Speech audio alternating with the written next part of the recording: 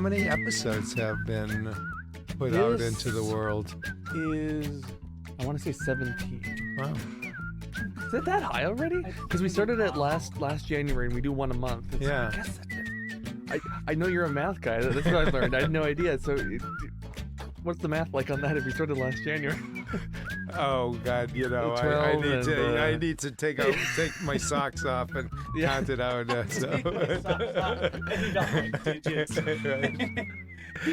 I'm so not a math guy that it's never even occurred to me to use my toes to help count. Oh my God. I see a couple numbers and I'm like, this is too much, and I just give up. No. It's fun though. This all started randomly and it just keeps going. And yeah. It's starting to almost turn into something and make some sense. So it's taken a little over a year of trial and error of figuring out. Because like I was saying, I've done this for a long time, very amateurishly as a teenager in my bedroom, and so to figure out how do you make it more of like a legitimate thing that people would actually want to listen to and can become both engaged in and not confused by. Right. That's a tricky thing we're trying to figure out. Because one thing we're not very good at doing is intros, like saying that this is the Wussow's podcast, joined today by, how do you say her last name? I read it, but I never actually heard it pronounced. Dobrow. Dobrow. And it's Sarah Brown, yep. right? Oh Mine's God, easy. I did take my notes and I got it. I just was worried about forgetting. And of course, people have such problems with the name though that I'm very forgiving. I suppose, yeah. But it didn't occur to me until I was looking at you, going, I read it, but nobody said it. Yeah. What's the worst pronunciation? God, I don't know, Dobrow or something. Dobrow. There's Dobrow, which isn't bad. That'll do. And it's a musical instrument, right? What's a Dobrow? But then it's a flat steel. You play it horizontally. Bluegrass scene. Okay. Yeah. So, Jason, why have you assembled this little crew together today? Well, one, they're our best new neighbors, which are already not the new neighbors anymore. But God, no, that's ancient history. Yeah, one of the happiest new folks to join the Spirit Valley community, and it's been such a super joy to have you guys next door. I was thinking about it, all the collaborations we've already done. I was thinking of Sean Sherman, right. And we did the sous chef event and made the spruce tea and and the reading, and that was so amazing. And now I hear him on the news all the time. He's got his restaurant, and it's like, wow. I love David Sedaris, and I thought what a cool event that was too. So just wanted to hear more of some of the upcoming events. Oh, sure. And we definitely can talk about the coolest new event, the block party coming up. Right. Which is on the summer solstice, June 20th, in the parking lot. We've been wanting to do this for a long time. The person who actually put the idea in my head years ago was Emily Larson, then mayor, who said, you guys should do like a block party and have, bonfires out in the parking lot and stuff. I don't know if we're going to have a bonfire this time around, but it's just we have such a great space here and such a great collaboration. And so we just really wanted to, do something community building and fun, and what better, summer solstice is perfect timing. So, yeah. And a past guest, Gaelynn Lea, is going to be kind of the headliner featured act. And the Blue Water Big Band, a full big band, horn section, at least 13 members. Steve Sokola and his overpopulated one-man band. Oh, my gosh. Another former guest. John Sieglin. Yeah, so cool. Nice. And then, what's the story with pets? What's that called? Oh, so we've got animal story time. So we've been doing story time with Sarah Glessner. She runs, it's called Sacred Serpent in Superior. And so she's all about introducing reptiles and amphibians to kids and sort of, and we've had some great story times with her on Saturday mornings. And so she's going to be the first act at the solstice party, and pretty much everybody in the block has somehow, going to be relating to it in some way. We got a free movie happening at the West. Yay. And the Rambler food truck's going to be there. And that's the Midwest Catering across the street is where they do the Rambler food truck food. Oh, really? Yeah. Oh, I didn't know that. Yep. Oh, that's interesting. And there's going to be a new event space attached to the Midwest Catering Mid-Coast Catering. Mid-Coast Catering. And right next door is going to be a small event space coming up that they're wow. working on too. And so it's a really cool block. Yeah, it keeps getting better.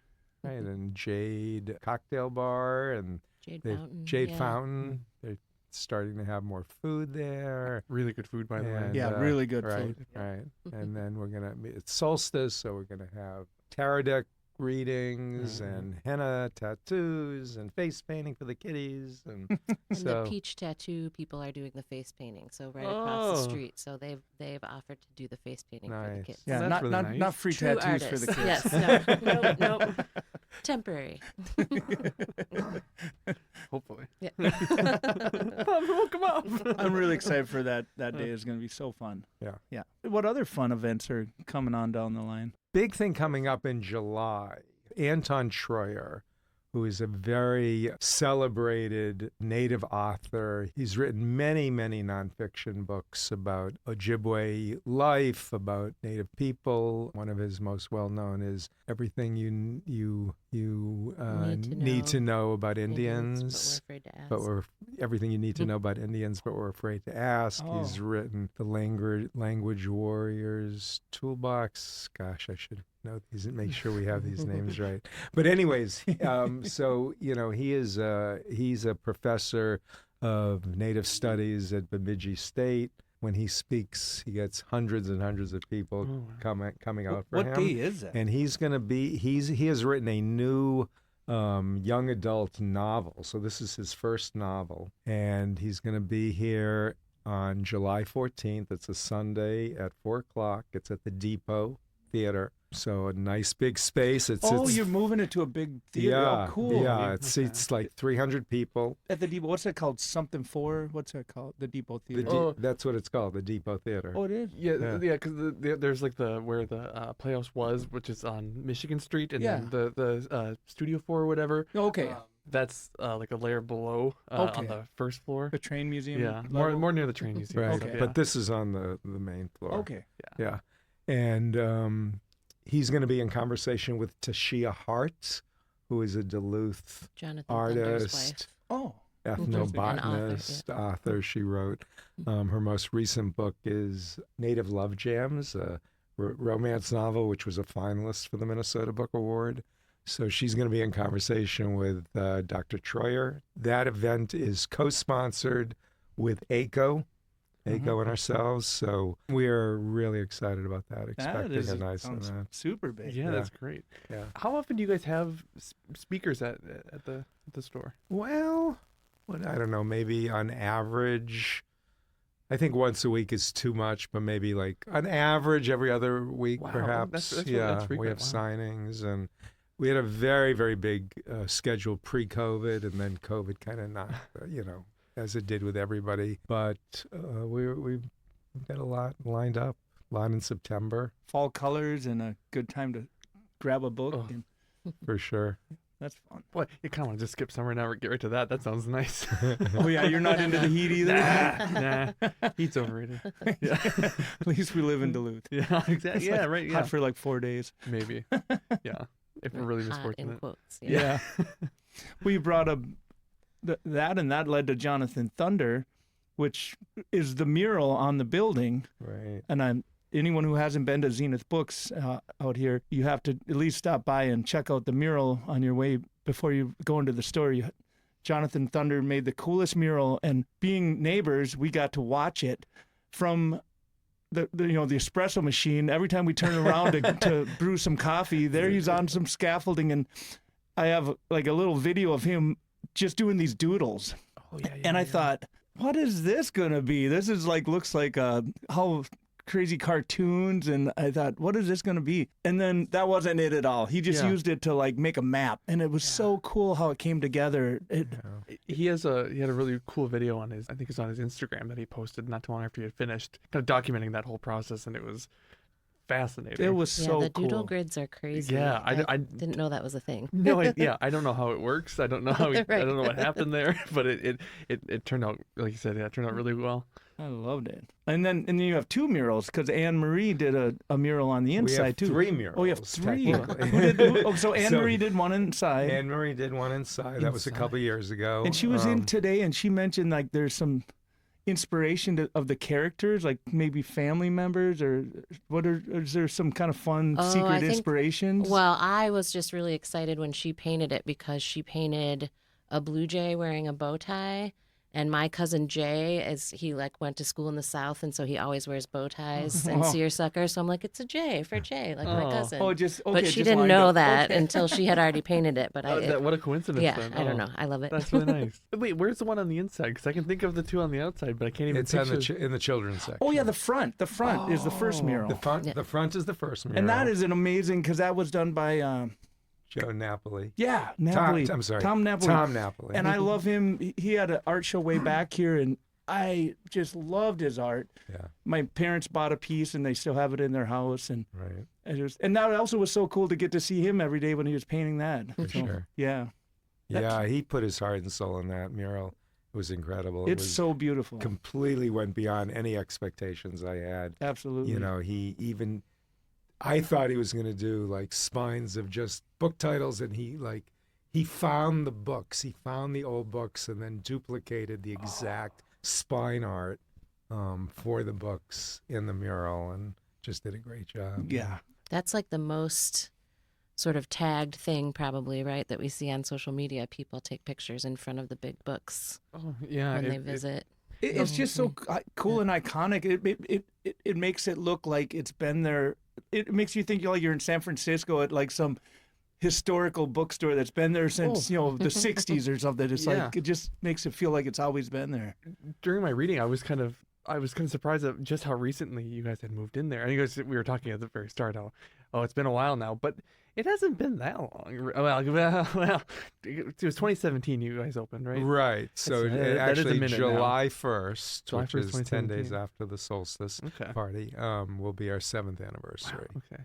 So it's okay, longer than I even would like to think. But in my mind, it does feel like this place that's kind of always been there. I barely remember the liquor store. right. Yeah. So I think it's interesting that all 3 of you are transplants to Duluth. Is that true? Yeah. I grew up in Minnesota, but out sort of by Alexandria. So I guess we don't need to hear from you, I suppose, Jason. But I was, but I would love to hear why you two, how you came to Duluth of all places. Could have ended up anywhere, and I know you guys were in lots of other more. I don't want to say more interesting places, but just different, maybe bigger, more security needed. Yeah.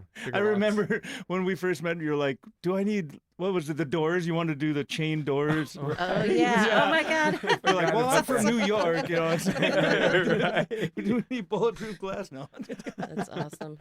Were you from New York City? Yeah, I'm originally from the East Coast, so I grew up in Boston. Oh, I moved to New York when I was 17. Lived in New York for about 20 years, and then went to school in Baltimore, and then had a whole bunch of after I graduated, had a whole bunch of academic moves.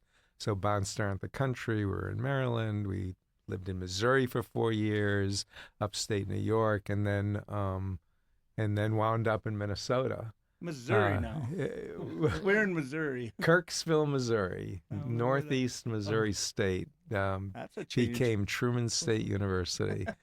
It's funny, the city boy from New York loved, when I first pulled into town in Missouri, I really fell for it. I felt, it's surprisingly more beautiful than anyone thinks. It's kind of got a bad rap, but the river's going through it, and there's a lot of the slower pace.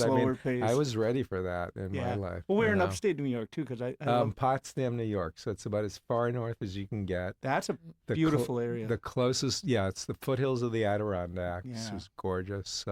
The closest big city is Montreal, so that gives which you is a sense one of my favorite towns. Right. That's a really beautiful town. And we had a beautiful property in the country, and we were pretty happy there. And then job with teaching, academic moves, a job offer came around, and it became really, really hard to say no to it. So is that when you moved to? Yeah, we moved to Northfield. Northfield, yeah. Yeah.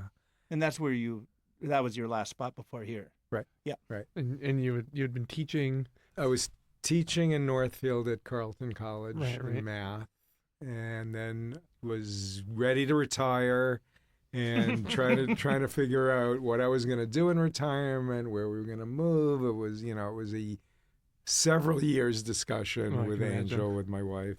And, what we often tell people is I tend to be the city mouse and she tends to be the country mouse. Right, okay. So we were looking for a place that we could do both, that would have, good restaurants and cultural, things, but also have a place where we could do gardening and have some land. And we kind of settled on Duluth.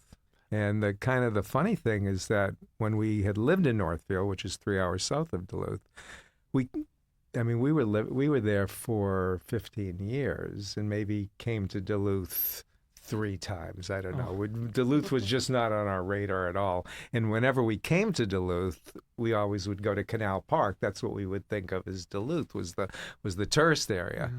And when we started thinking about the books, so a couple of things. So when we started thinking about maybe moving to Duluth, we thought, we'll come up to Duluth once every season. We'll come up and, get a fall day, we'll get a summer day, we'll get a winter day. So we came up one winter day. And then the funny thing is, in retrospect, when we kind of realized and looked at weather forecasts and everything, we realized that the day that we were in Duluth for our winter visit was like the warmest day on record ever, for the heart of the winter. So we got a completely unrepresentative view of Duluth. What's the big deal with this? Yeah, right. What's everybody talking about? It's so great. But then when we were thinking about opening a bookstore, Angel and I met with Anita Zager, who owned. She owned a bookstore, very successful and much loved bookstore. It was in Canal Park. And so the book selling world is very friendly and supportive. And we went out with her and we looked at a map. Where are we going to meet for lunch to talk about this? And we kind of found a place that was closest to us in then called Beaner's Coffee Shop, know. And so we met here, and I was like blown away by the neighborhood. It's like I had no idea. I mean, this was like a residential community, but with a lot of groovy things happening. I mean, it was a really cool coffee shop, and we just got a really good vibe for the location. So I think when we were leaving, Angel turned to Anita and said, "Well, where do you think, if we were going to open a bookstore, where do you think we should open it?" And she said, "Well, what about this area? What do you think of this area?"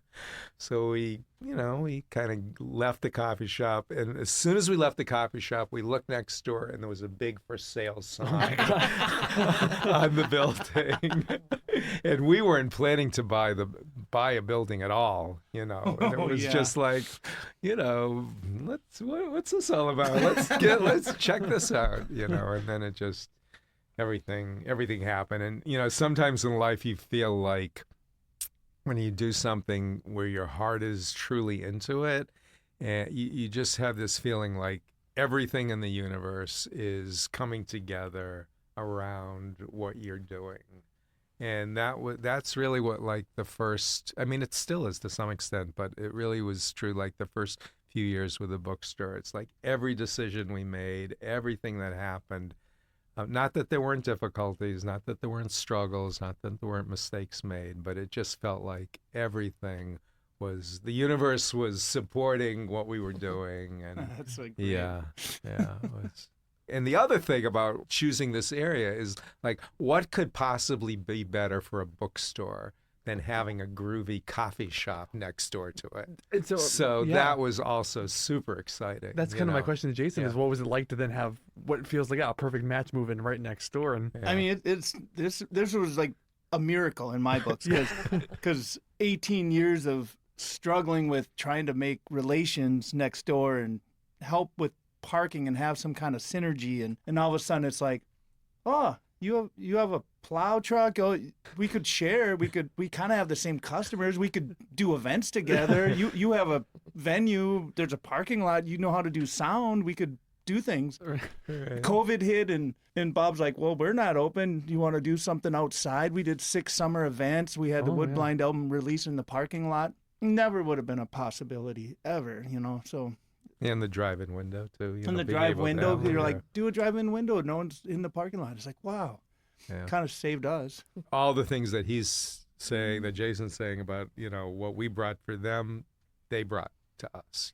Having somebody who knew sound, who just was so connected in the community. I mean, it was just a wonderful location, and we were really feel very lucky to be here. So. Didn't Wild West, weren't they like hardcore tow truck well callers? That was a complicated thing. It was like the person that owned the building didn't own. Okay. So it was kind of, but yeah, it wasn't the most friendly. Okay. Yeah.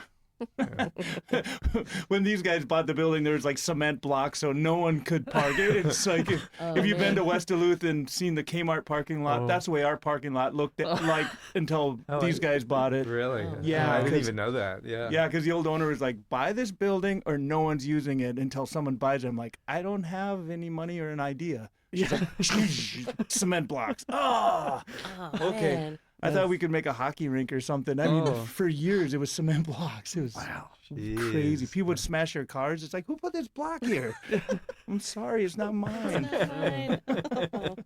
Where'd you move from? Philadelphia or something? I forget. I was before here. I was in St. Louis. Oh yeah, St. Louis. 3 years, and before that, I was in Arizona for like 12 years. Okay, where in Arizona? In Tempe. Oh, that's fun. Right outside Phoenix, and just working in bookstores. My friend Keith Sokola lives in Tempe. Oh, it's great. I do miss it. But what's the mountain range you went hiking? Is it like Superstitions? Superstitious? Mm-hmm. Yeah. Looking for the old Lost Dutchman gold stash. I was looking for snakes myself. Okay. Yeah. Yeah, you got to be careful. And tarantula or scorpions. Mm-hmm. Yeah. Mm-hmm. Superstitious mountains. The Superstitions is what the range is called. Okay. Yeah. It's like really low desert, but kind of not mountainous, but hilly. It's cool. Phoenix is surrounded. I mean, it is the valley. It's surrounded by mountains, but it's a very wide valley. But, yeah. I used to go there a lot. I used to every winter do a 30-day route through Arizona, New Mexico. So I bumped around Cave Creek and Jerome and Flagstaff and Sedona and all those Cottonwood. Yeah. Yeah. There's a lot of people just think of like the Roadrunner, like beep beep, and the saguaros, but like there's so many different sort of outdoor. Oh, it's beautiful. Yeah. You leave Flagstaff and you come down and it's like it's Ponderosa Pines and Oak Creek Canyon, and you start dropping down and everything just starts changing and all the cactuses change. I mean, the saguaro, that's a moment, it's just like every elevation change, temperature change. It is, it's amazing. For sure, but it is beautiful here as well. I always missed I like the water. Being by the water because I grew up in Michigan, so then being out there, although it's weird, Arizona is always in the top 10 states for boat ownership. Yeah. Which I always think is random. Driving so they've got 4 hours to a reservoir. Yeah, exactly. Yeah. Well, it's always boating weather, I suppose, is part of it. Boating So, weather. It's a lot easier to hit a rock these days, I bet. Yeah, true. So what did bring you to Duluth in the end? The bookstore. Oh, yeah. just job. Okay, yeah. I moved back to the Midwest to like help out my family with some like aging grandparents and my mom's health and stuff. And I was working sort of part-time in 2 different bookstores and helping my family. And then after COVID, it was kind of like, okay, now I can like sort of just get a real job, not a real job, but like a full-time job somewhere. And in indie bookstores, like especially the buying piece, which is part of what I do at the store. And what I really love is like someone has to retire or die for those jobs to open up, So I was like sort of scanning. There's an online bookstore newsletter called Shelf Awareness, and they have a job board just for indie bookstores. And I'm like, Duluth? I knew nothing. I looked up the bookstore. I read about Bob and Angel, and it just kind of sounded like a good fit. It was another kind of kismet thing. I just wrote them a letter, and then I did a Zoom interview with Bob. I thought he was super tall because he was like leaning over the computer. I'm like, this work for this like 6 foot guy. Yeah, exactly. He sounds tall. Yeah. And then I came up here for like 3 days in July and ended up moving up here at the end of August. And What year was that then? that was Almost 3 years 21, now. 2021. Oh. September it'll be 3 years. Yeah. So still kind of pandemic-y a little, but It was coming out, but yeah. Yeah. But so then that was another, just like what Bob was saying, how he came up on the warmest day when I was meeting with Bob and Angel, and they kept saying like, but you grew up in Michigan, right? Like, you know about winter, You right? don't know Duluth, so you must have been lower Michigan. They were kind of worried. They were kind of worried that it was the snow was gonna hit, and I'd be like, "What have I done?" But I love it. It's great. Okay, well, yeah, it's been a few years, so yeah, luckily we haven't scared you off. Yeah. No, I love Duluth. Oh. Is Rufus the first bookstore dog you've had? Yes, and Rufus has not succided totally as a Oh, bookstore okay. dog. They had Lisa. They had their dog when they opened. Oh, okay. Do you But remember Lisa? The Labradoodle? I do, I guess. Yeah, I forgot about that. Yeah. She died during COVID. But she was like an older, calm, but I mean, the thing is, it was so nice of Bob and Angel because I've always wanted a dog. And as like a single person working in retail, you work a lot of hours and your hours shift and stuff. And so I've never been able to get a dog. And then Bob was like, we don't want to get a dog, but it would be nice to have a dog in the store. So we kind of like agreed. And then like the next week I was working the MCTE conference at the Holiday Inn. So I was like sitting at a table selling books. And then in my downtime, I just started looking up like rescue puppies. Oh, this is what Tina does. Yeah, you guys got Clover like right around the same time. Yeah, they're little buddies. Yeah, they're friends. So Rufus was great at the beginning, although it probably took a couple years off my life. It was very stressful. But everybody loved him. And then when he hit 9 months, he kind of has a little bit of fear towards kids that we're working That's on. what Clover has. And I think he's a little territorial about Yep. the bookstore because he was so little and it was like what his Clover is. place. Yep. And so we love having other dogs come in. So like that's kind of the trade-off is like if Rufus thinks it's his turf and these other dogs just walk in, you got to have the whole like interaction, sniffing, blah, blah, blah, which kind of interrupts, working. Yeah. So he's not there as much anymore, but Yeah. he loves it. He knows where we're going when we like turn off the exit. He's like, oh my God, I'm going to see Bob. I'm going to go to the bookstore. I'm going to get a pet. I bet there's going to be a treat. Yeah, there's going to be lots of treats. I bet and- someone will throw a chicken wing. Don't eat that. Oh man, yeah, the chicken bones, that is crazy. I've never seen someone walking around eating chicken. Everyone throws their chicken but bones there are everywhere. so many chicken bones.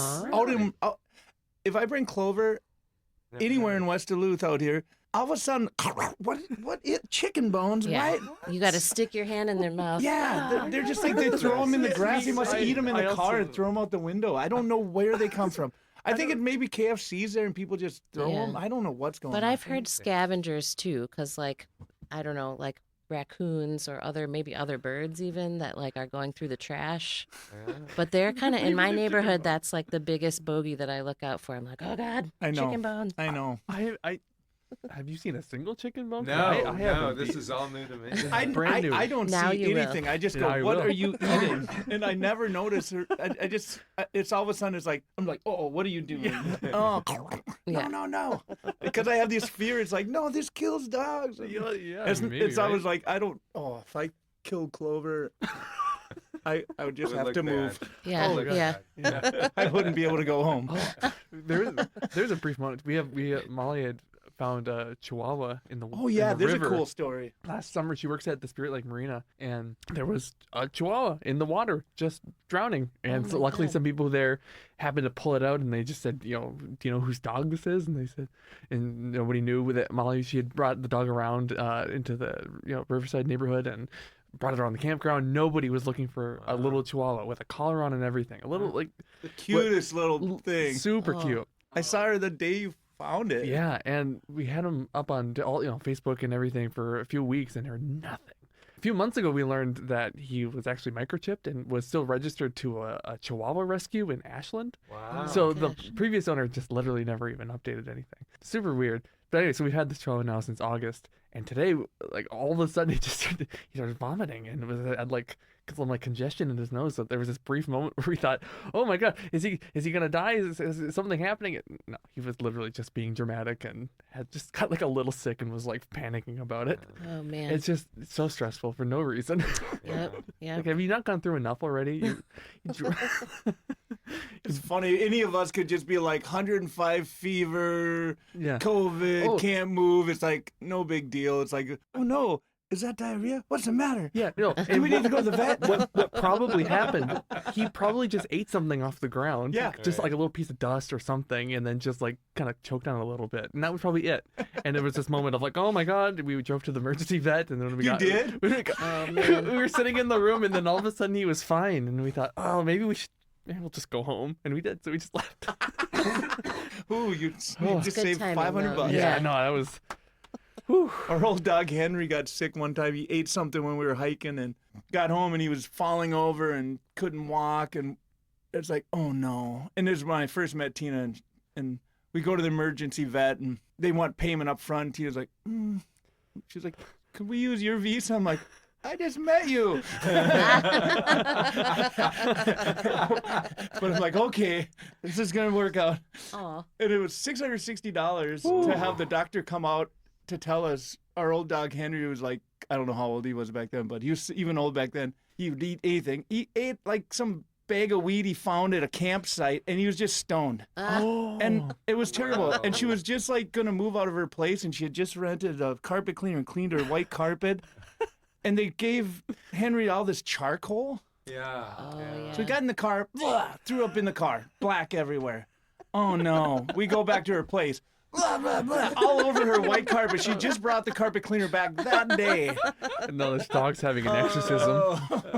Oh man. They're fun though. They're the sweetest buddies. When I've met Tina, I'm like, no, dog's in the bed. Because I grew up in the country, like our dogs like didn't even get to come inside unless it was like 10 below, you know.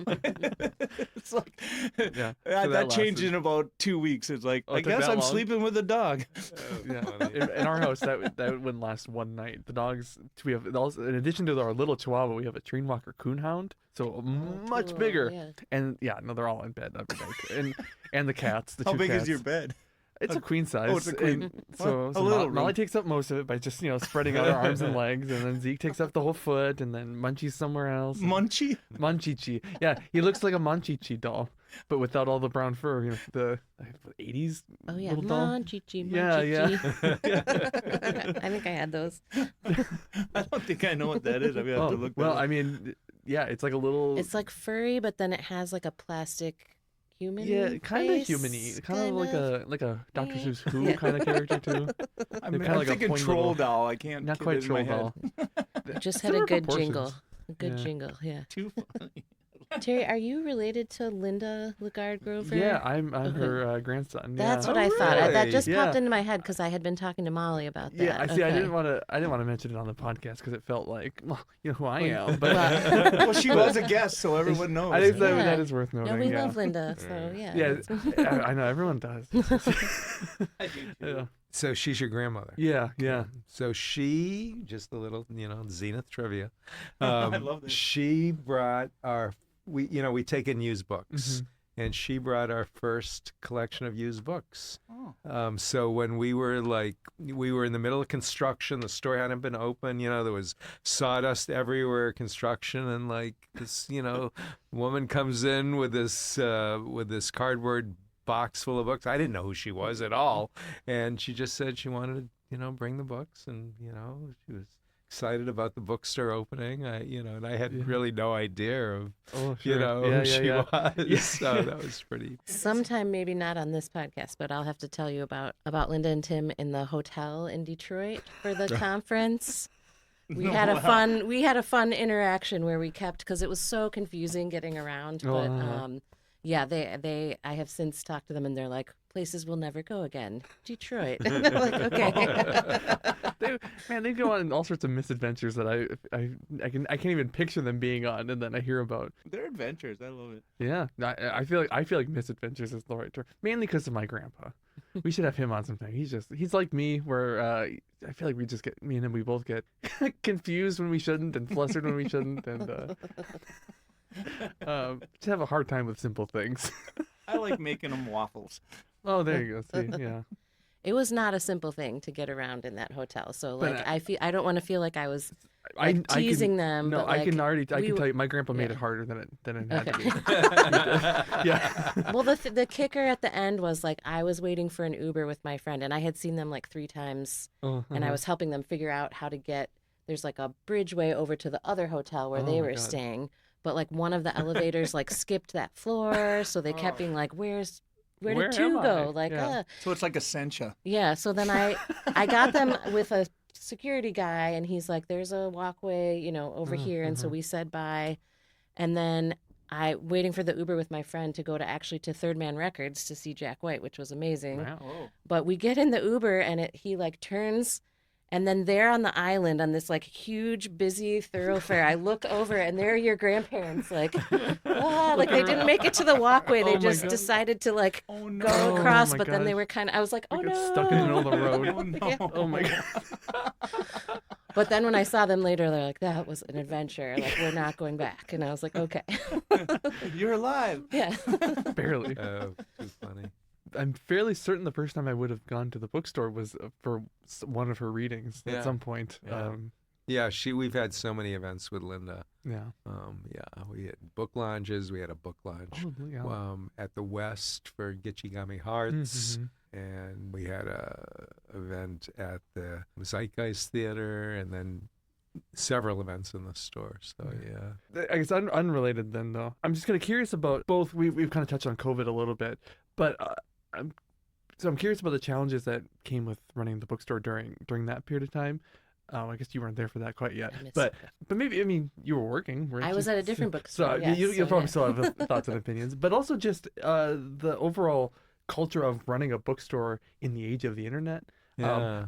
But where also I personally feel like I've noticed a kind of shift back away from digital towards more physical media. And I'm curious if you've noticed anything similar, or either of you. You know, it was a common, when we first opened, a common comment, people, not necessarily in the know, but just sort of, oh, you're opening a bookstore.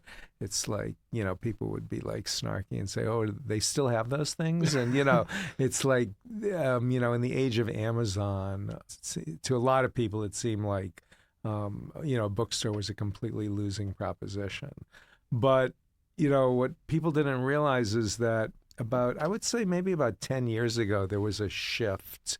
And there was kind of, whereas bookstores and print medium and, you know, the rise of Kindles and all that was, you know, definitely big forces, you know, mitigating against brick and mortar bookstores, that sort of shifted about 10 years ago. And I think there was to some extent a backlash against Amazon, a backlash against, you know, corporate mall culture and, you know, big box stores. And people were just looking for something, you know, more community-based, more in line with, you know, their values.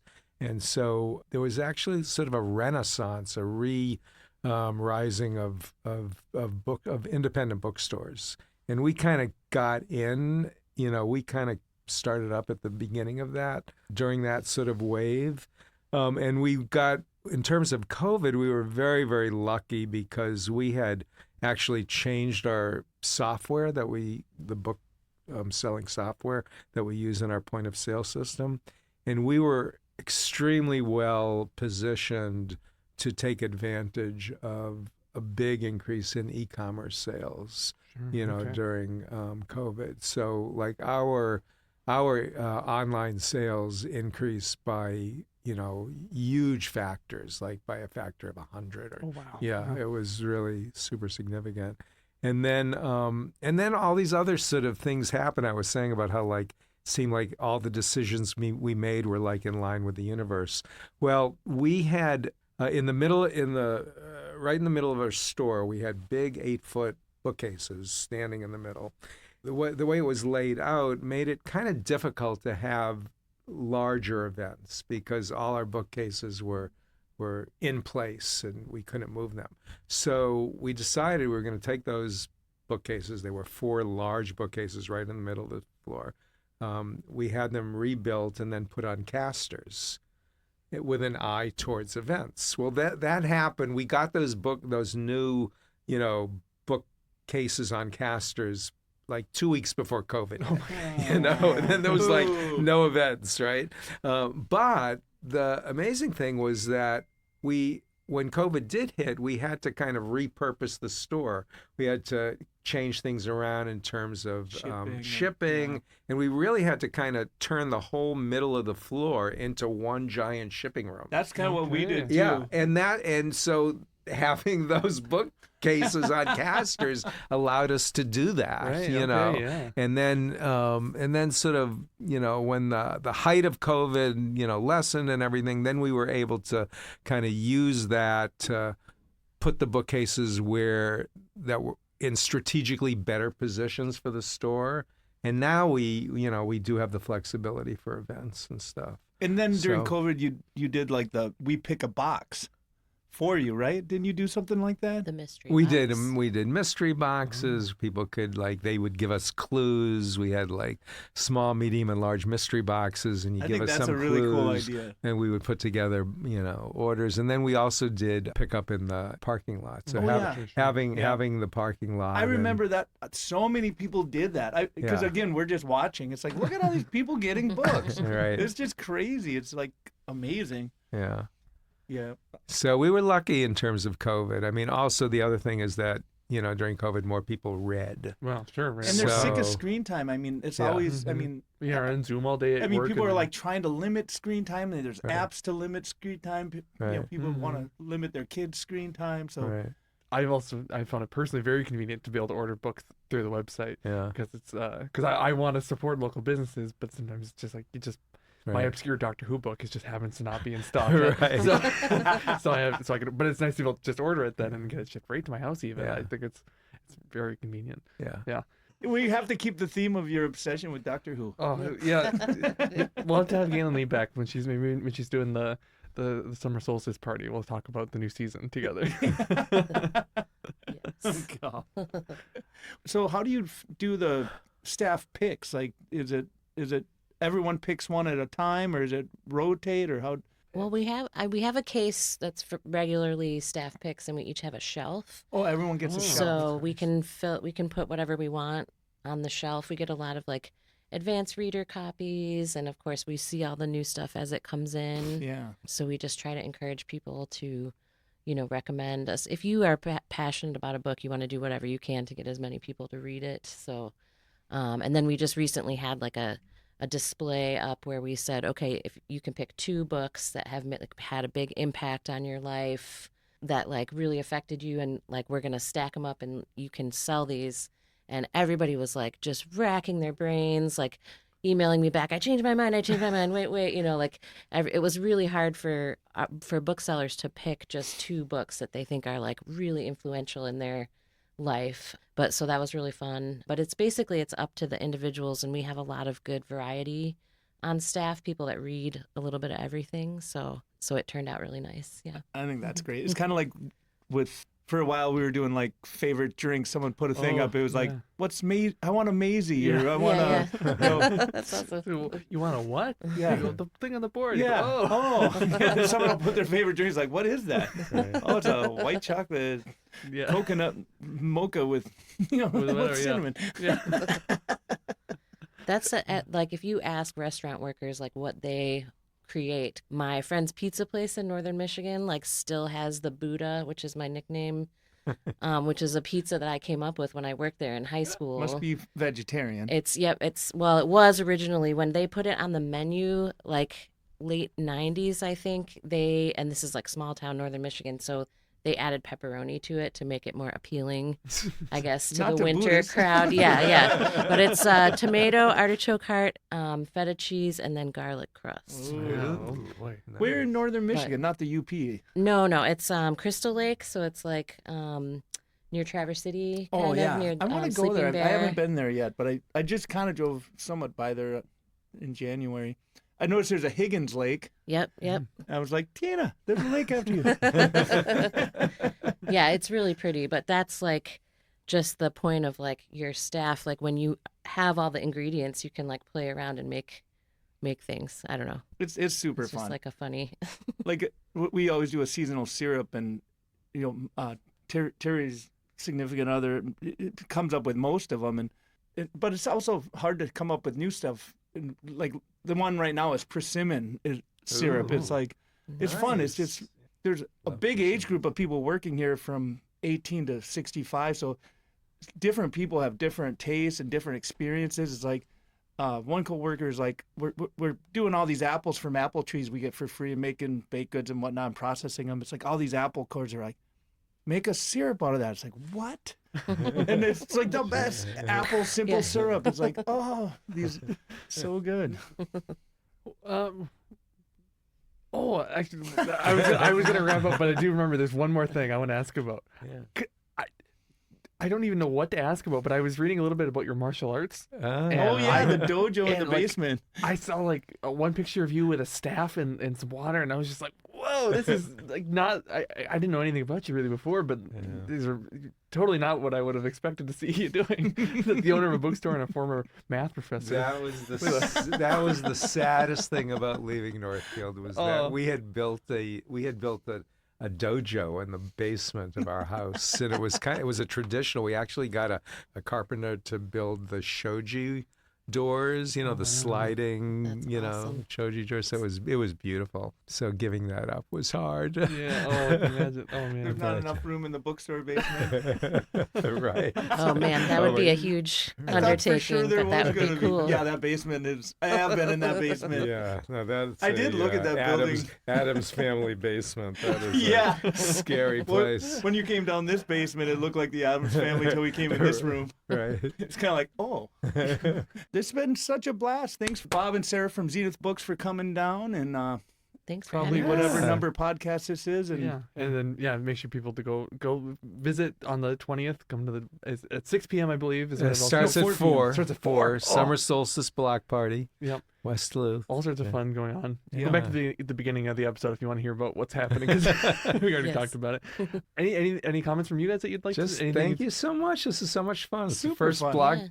podcast I've ever been on, so it's pretty exciting. It just popped in my head. We didn't have any one. He's like, who are we going to do in June? I'm like, I don't know. And then I've been so busy and homegrown, and we barely got the last one out, and all of a sudden I'm like, I looked over, I'm like, literally next door. Literally. Yeah. Looking at Jonathan Thunders and you're rolling going, that would nice. Yeah. You were talking about the dusty when you were building and your grandma bringing the books, and my favorite smell memory is when you guys were building those bookshelves. Yeah. Oh my gosh.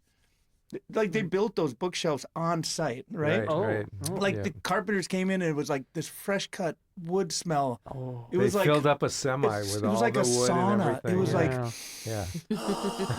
so good. Because Tina drags me to bookstores, so sometimes I feel like bookstores have like a rotten bag of potatoes somewhere in them.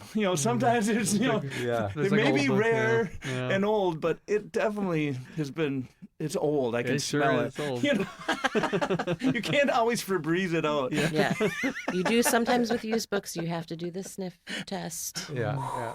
And it's funny because I'm in the store so much that I can't smell it. I've gotten so accustomed to it. But it is the most common reaction when people come into the door. New people who come into the door, they take a big whiff and they go, "Oh, I love that smell."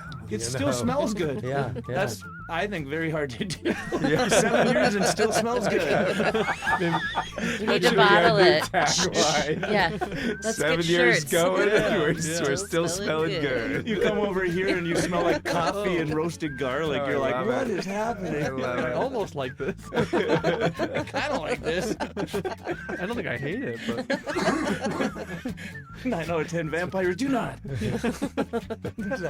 One 9 cool out of 10. vampire. Yeah. I'll do garlic. I don't care. Yeah. Well, yeah. Thanks for coming by, guys. Thank you so much. Super fun. Nice. Good success.